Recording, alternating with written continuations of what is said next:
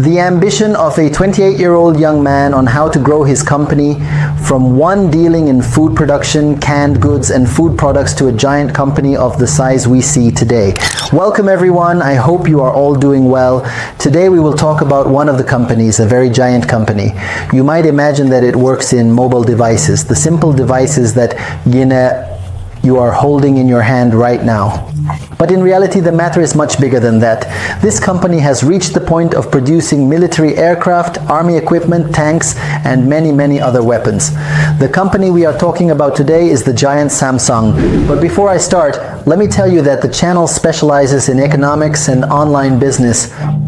Don't forget to subscribe to the channel and like the video, and let's see the story of Samsung and the rise of Samsung in 1938.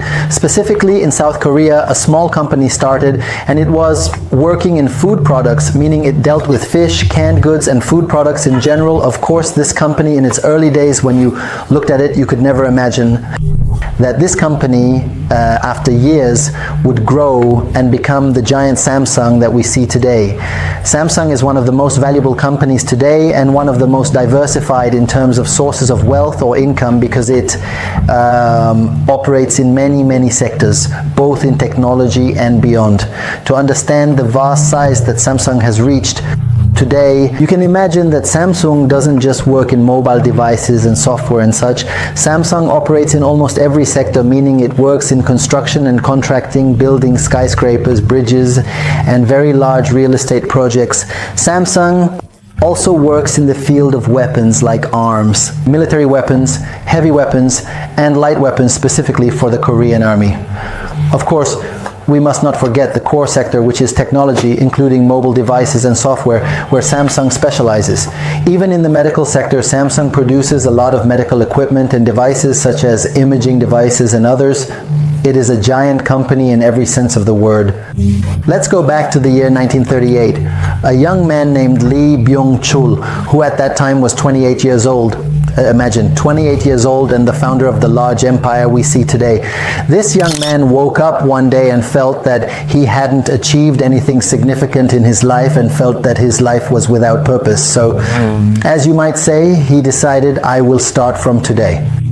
He started establishing a company, as we mentioned, which at that time was working in food products, and named it Samsung. Samsung in Korean means 3 stars.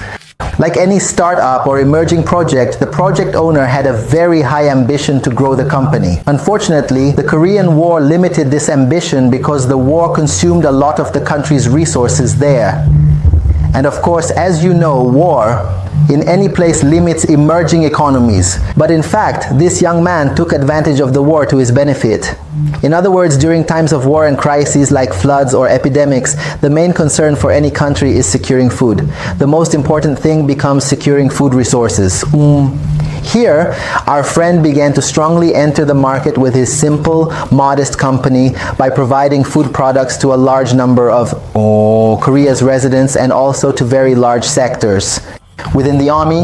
After that, he started gathering some money and began to establish a sugar factory or sugar refineries.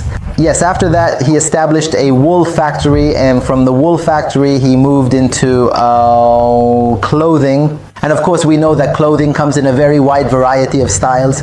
This caused the company's activities to grow and expand significantly, and he began a significant export journey for clothing products to many countries outside the borders and of Korea. Of course, despite the fact that the company was not very large and was just starting out, its economy grew rapidly, and it entered other fields such as insurance. Samsung became one of the largest insurance companies at the time operating in Korea. Entering all these fields made the owner of Samsung one of the largest investors in South Korea, with a very large sector of investments in various fields. However, the radical change in Samsung began in 1968 when the company's board of directors decided to enter the electronics market. Indeed, Samsung established a factory, which was the first factory in Korea to produce televisions, and at that time, the televisions were black and white. In fact, the company sold very large quantities of its product because it was a high-quality product, and it also began exporting Samsung televisions to many countries. Over time, of course, the television evolved from black and white to color, and Samsung started entering many technological sectors. From televisions, they moved on to home appliances like microwaves and air conditioners until we reached the modern mobile devices we see today. Of course, keep in mind that at that time, Samsung was importing most of the electronic components from abroad. However, they decided that in order to expand in manufacturing parts and enter other fields related to electronics and electronic product manufacturing, they needed to produce these components domestically.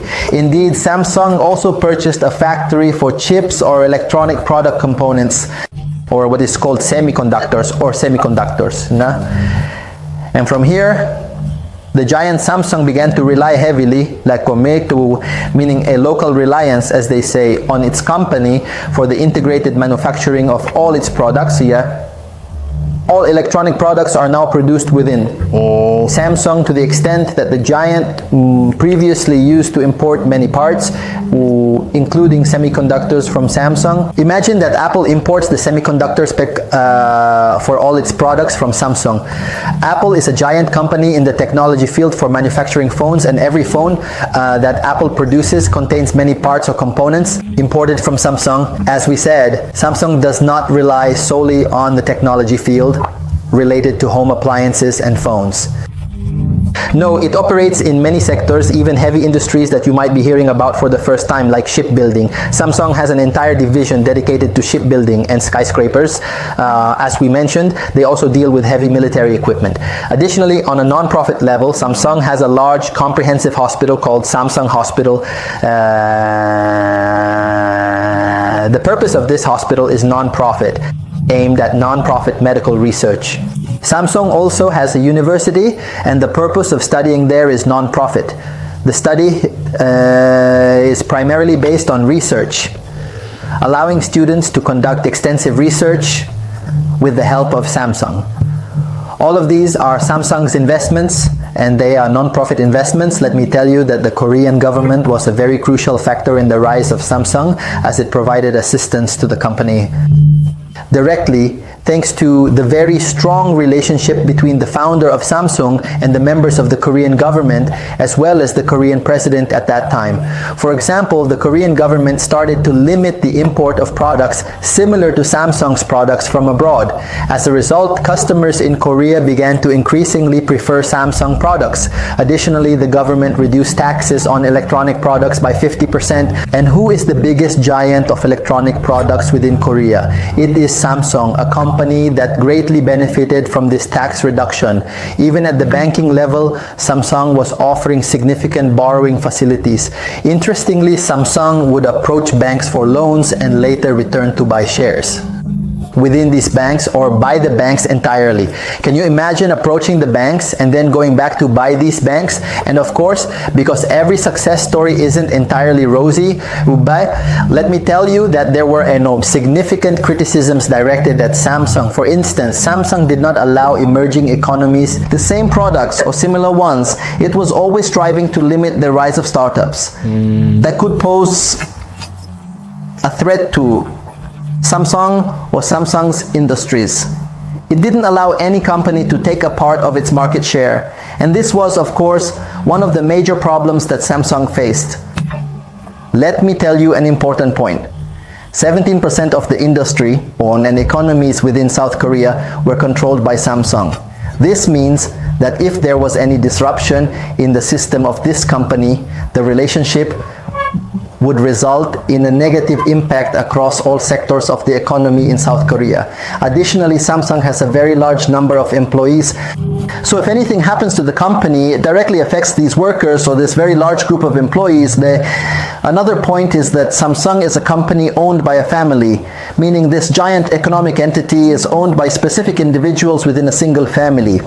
This is, of course, a negative aspect because later on Samsung and this family were able to buy politicians and influential figures and positions within Korea. This led to situations where sometimes decisions were made against Samsung, but the government couldn't enforce them. Even journalists completely avoided speaking negatively about the company. They always spoke positively about it because they were afraid of Samsung's absolute economic power and its connections with leaders and politicians within South Korea.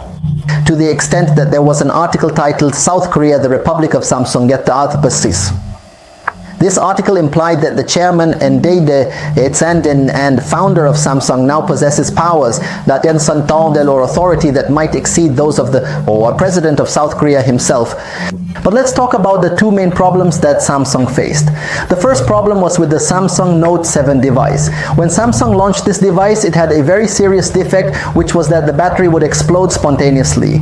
This means you could be asleep and wake up to find that the device's battery had exploded, or spontaneously. And this was a very serious defect. However, over time, with journalists and media talking about it, and as the cases of mobile explosions occurred very frequently, Samsung was forced to take strong action and had to recall all these devices from the market. In fact, an issue like this cost Samsung a very large amount, approximately $5 million at the time, which is obviously a significant sum. The second problem Samsung faced was its issue with Apple. A major dispute arose in 2011, marking the beginning of a conflict between Apple and Samsung, because in reality, Apple filed lawsuits. A lawsuit against Samsung stating that Samsung has copied a lot from the devices it manufactures. However, the truth is that Samsung was looking at this matter with a somewhat dismissive attitude because it had been in conflict with us before. It took a lot of ideas and models that it had previously created. Moreover, we even said that Apple imports a lot of semiconductors from Samsung. Or let's say, despite everything Samsung has been through, all the problems, all the economic conflicts, and all the hardships at the beginning of its establishment, during the war period, and after the war period. But the truth is, Samsung remains a giant company, and every day it amazes us with many very different models of highly advanced devices. Almost every one of us surely has 1, 2, or 3 personal products or home appliances made by Samsung, as it is truly a leader in development. At the end of the video, don't forget to like and subscribe to the channel, and look forward to the next video. See you soon.